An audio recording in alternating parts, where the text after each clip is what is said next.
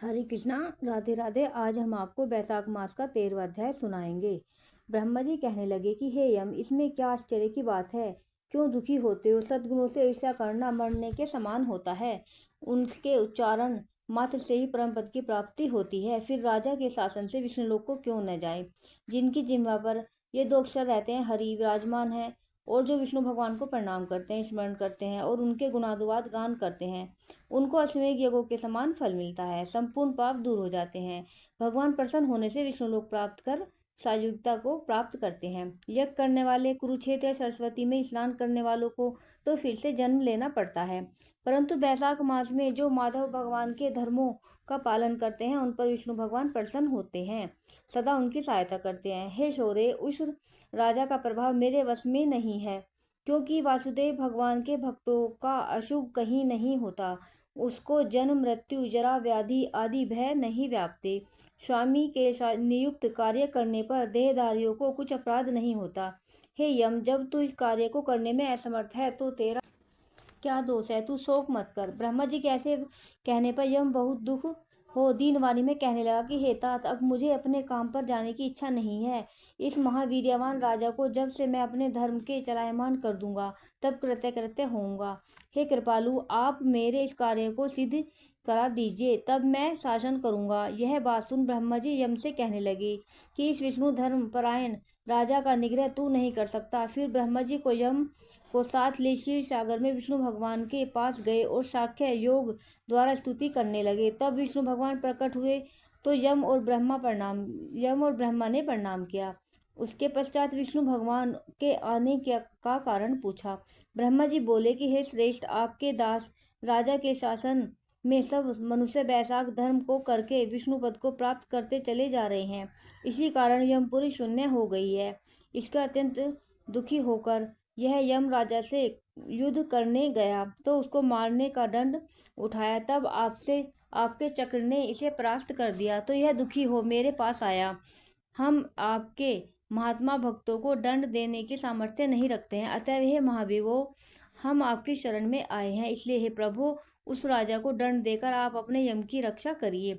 ब्रह्मा जी के यह वाक्य सुनकर भगवान विष्णु हंसे और ब्रह्मा जी व यम से बोले, मैं लक्ष्मी तथा प्राण और देह, श्रीवत्स, कौस्तुभ मणि तथा वैजंती माला, श्वेत दीप, वैकुंठ, क्षीर सागर, शेष और गरुण का त्याग कर सकता हूँ, परंतु ऐसे भक्तों को कदापि नहीं त्याग सकता जिन्होंने मेरे लिए संपूर्ण भोग त्याग दिए, प्राण छोड़ दिए, मुझ में ही अपनी आत्मा को लगा दिया, उसे मैं कैसे छोड़ सकता हूँ? अतः हे यम, मैं तेरे दुख को दूर करने का उपाय बताता हूँ। उस राजा को मैंने 10 सहस्त्र वर्ष की आयु दी है, उसमें से 8 सहस्त्र बीत चुके हैं।